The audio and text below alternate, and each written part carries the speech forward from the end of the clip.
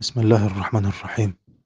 الحمد لله رب العالمين والصلاة والسلام على أشرف الأنبياء والمرسلين نبينا محمد وعلى آله وصحبه أجمعين أما بعد. السلام عليكم ورحمة الله. حياك الله يا أخي. Donc on va essayer de répondre à la question que tu as posée. Jazakallahu khaira. Concernant le bien fondé ou l'utilité des madhahib, en sachant donc la divergence que cela peut engendrer.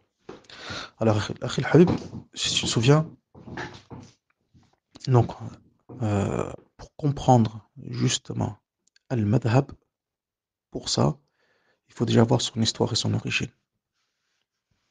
D'où, barakallahu fik, toute la série de cours sur l'origine de la jurisprudence, dans lequel on traite, on a essayé de voir l'histoire du madhhab al-shafi'i, du madhhab de façon générale, les origines des madhahib de façon générale, et enfin, pour terminer, avec le madhab de l'imam al-shafi'i en particulier.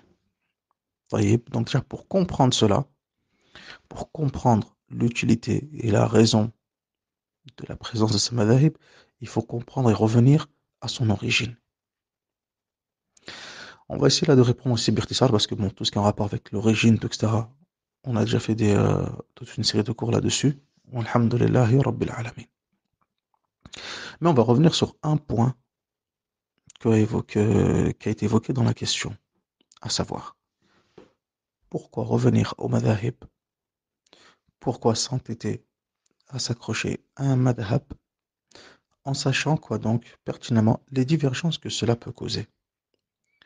Que, en gros, grosso modo, si j'ai bien compris la question, suivre un madhab, cela peut être source de divergence. Bon. Un madhab, comme on l'a vu, c'est une madrasa. Comme on l'a vu, l'origine de ce madhab revient à quoi donc? Aux sahaba.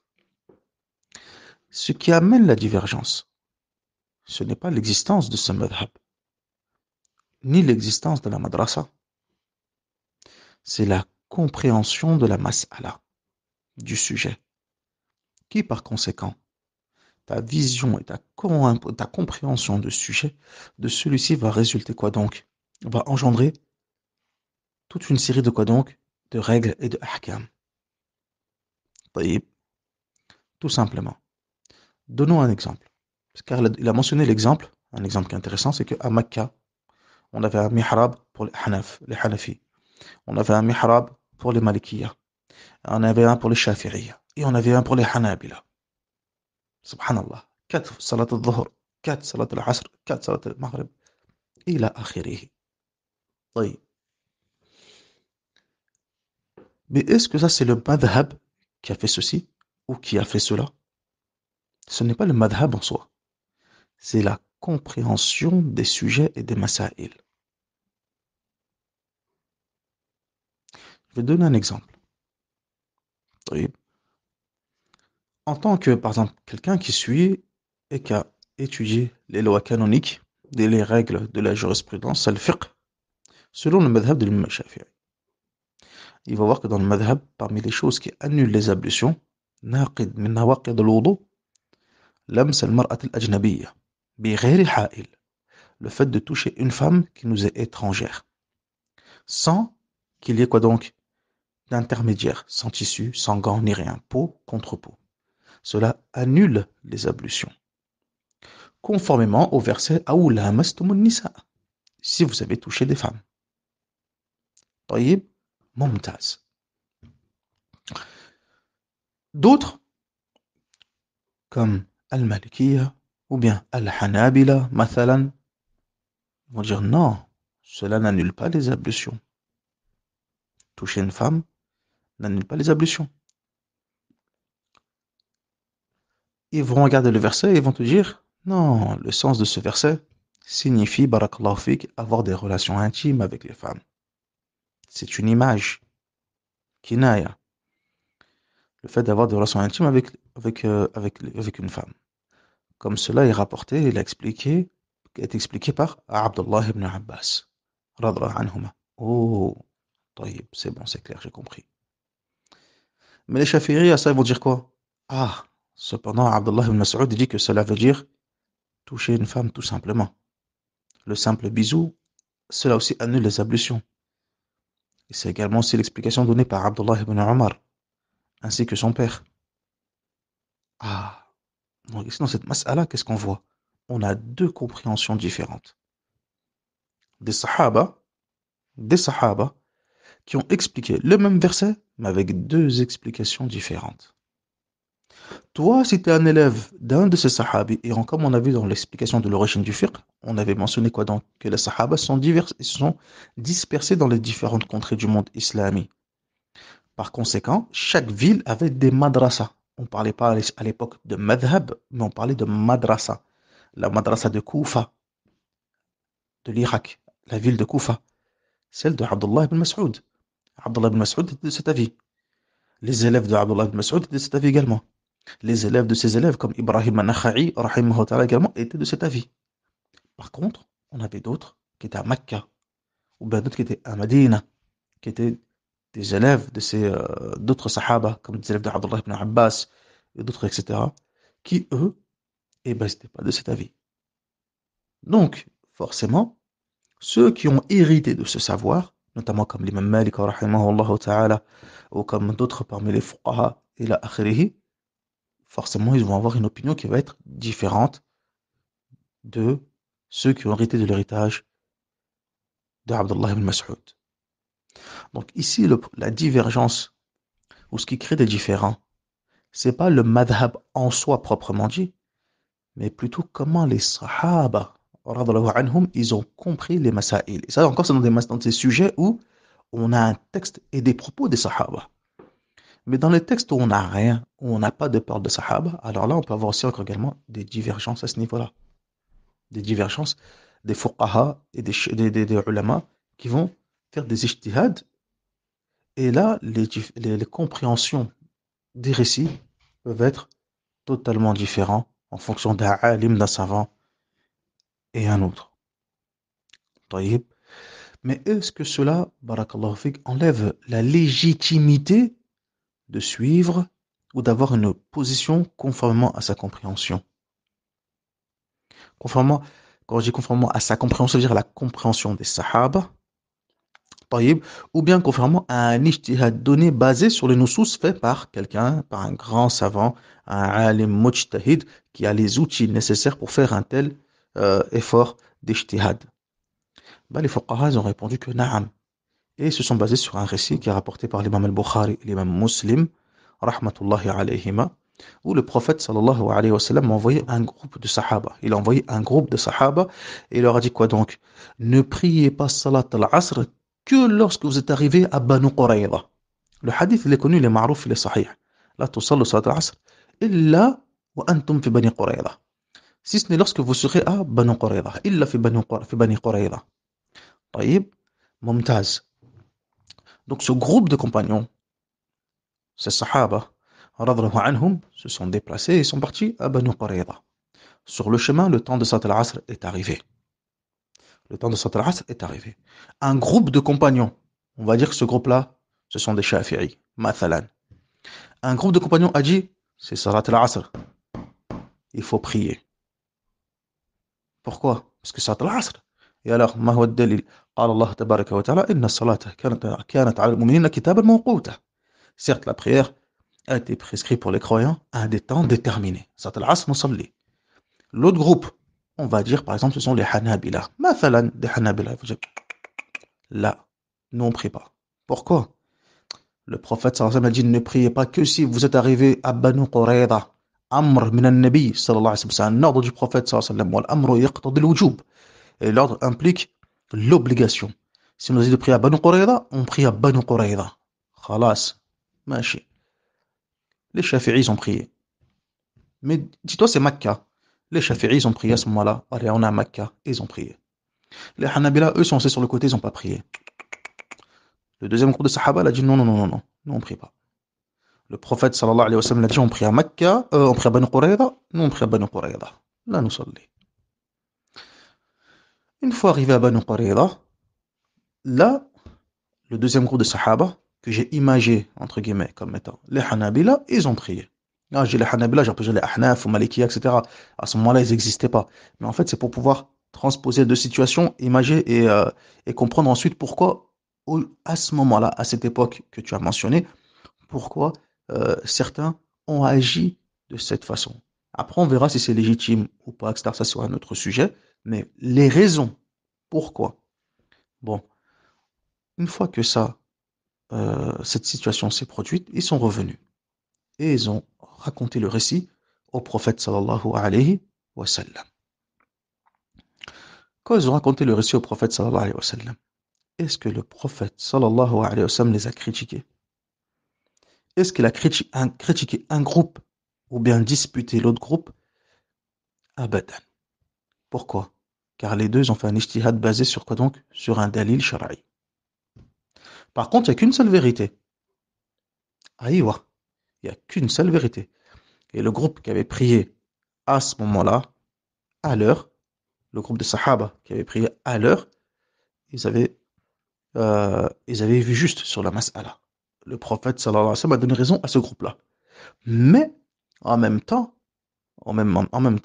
il n'a pas critiqué ni réprimandé le second groupe qui n'avait pas prié. Pourquoi? Parce que le fait qu'il n'ait pas prié était basé sur un dalil shara'i et non pas sur une passion ou quoi que ce soit, mais sur un dalil qui était shara'i, qui était légitime, bien que l'autre avis était prépondérant sur celui-ci.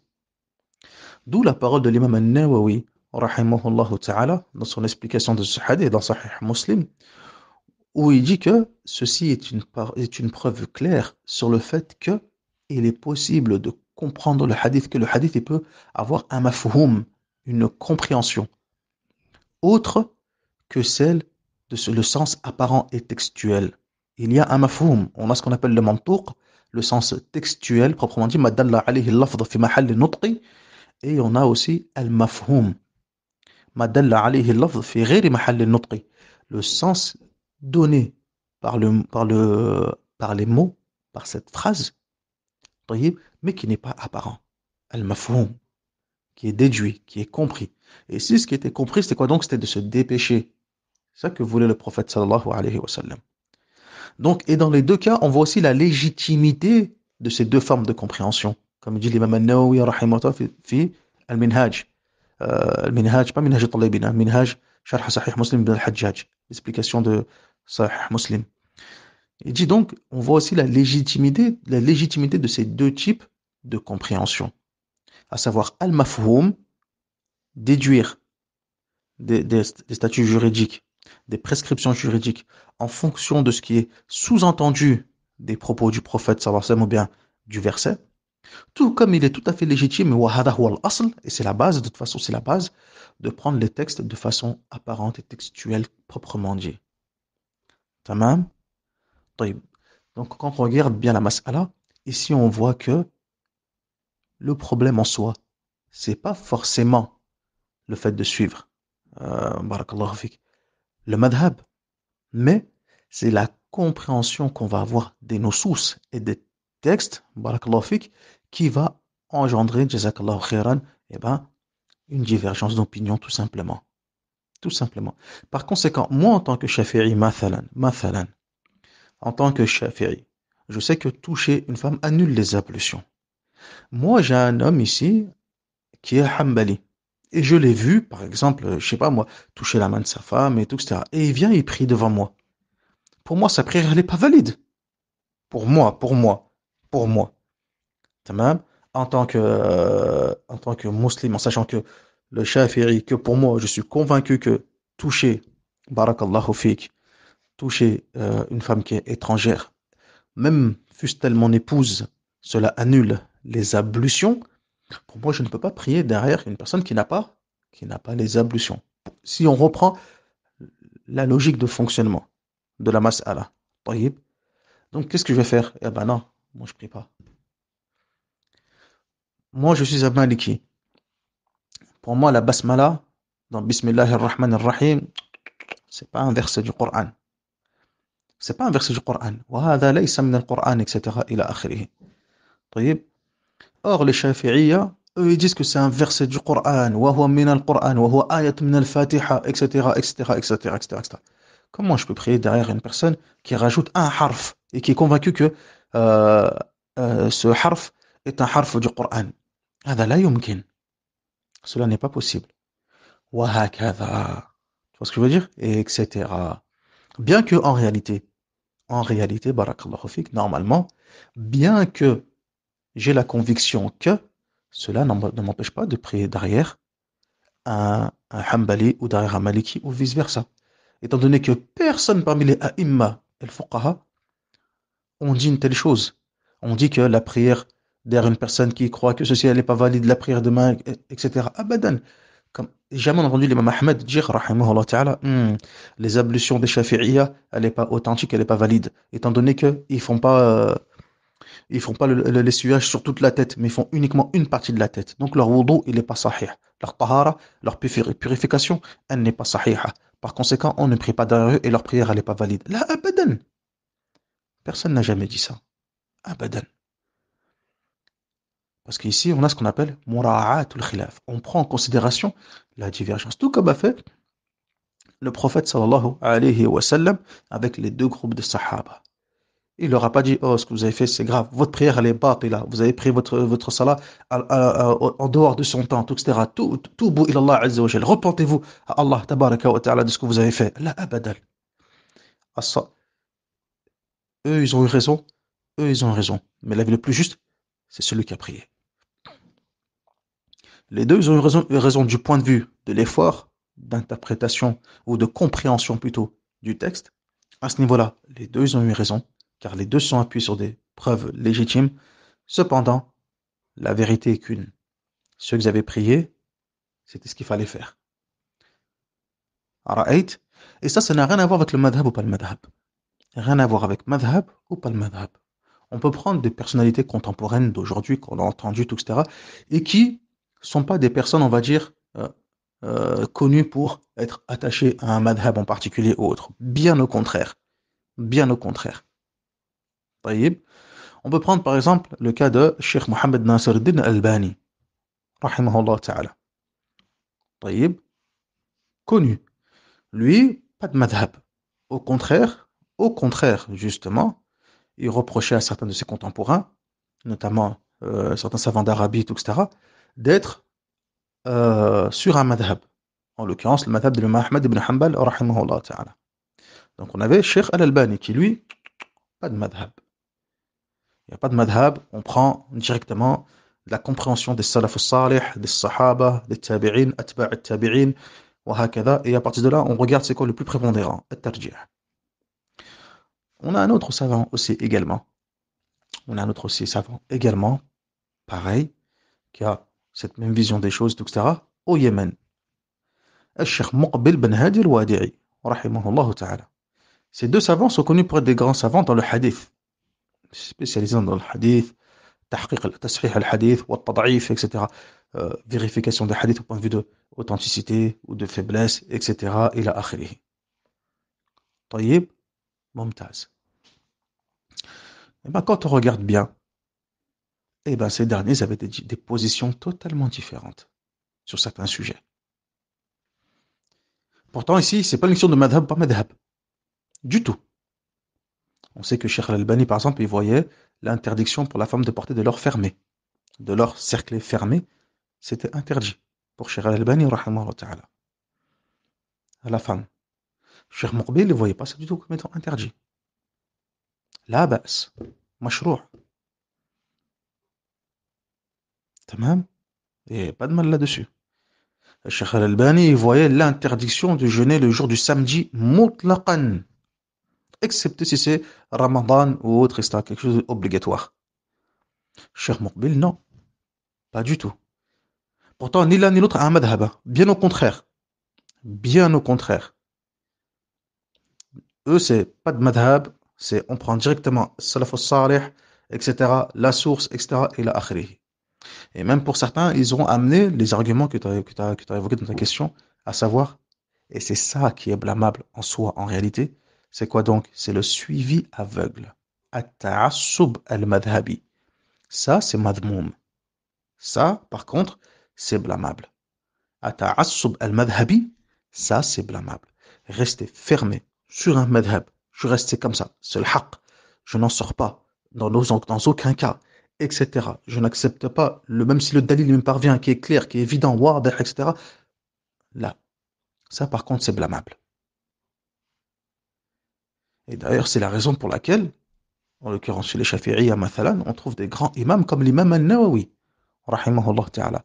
Donc, combien de masaïd il dit, wa huwa Shafi'i, c'est celui qui a peaufiné le madhab avec l'imam al-Rafi'i.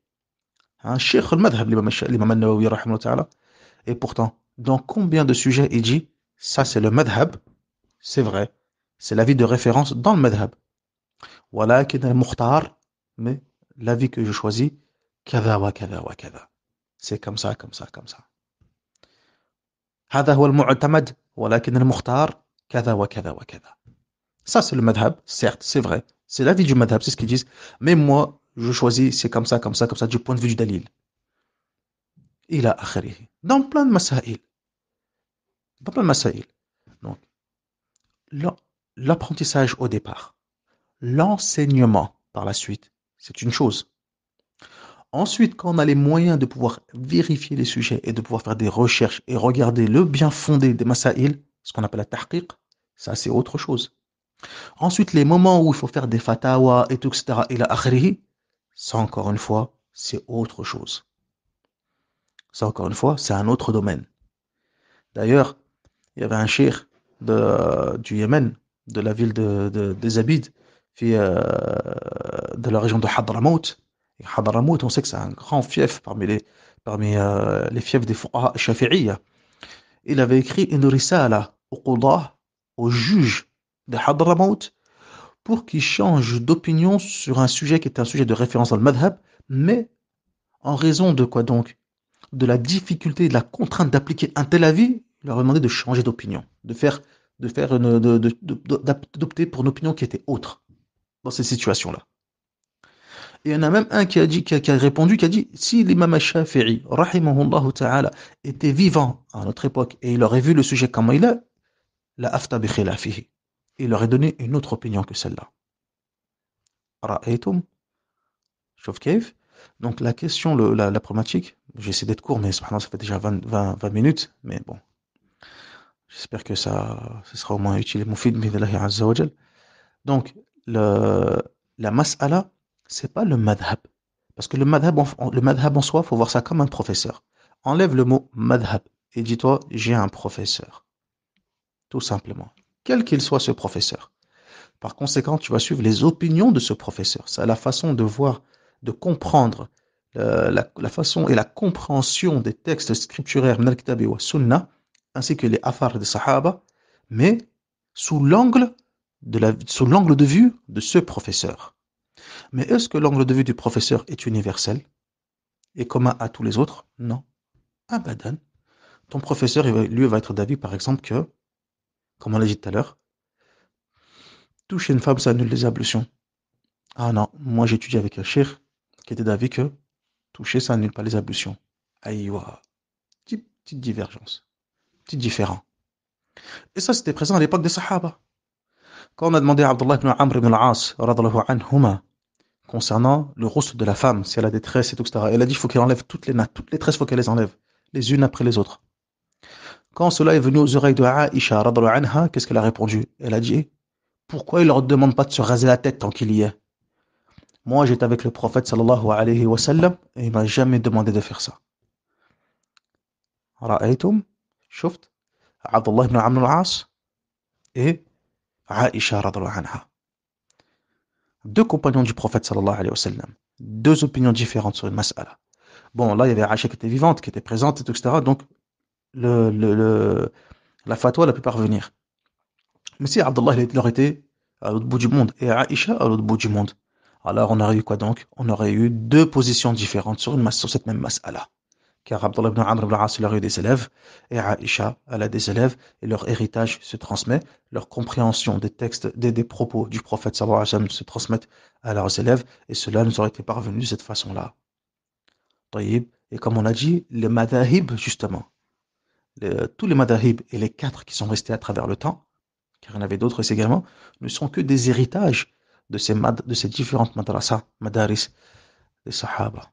أكتفي بهذا جمعت إن شاء الله تبارك وتعالى en espérant que cela a été clair et que cela soit utile بإذن الله عز وجل والحمد لله رب العالمين وصلى اللهم على نبينا محمد وعلى آله وصحبه أجمعين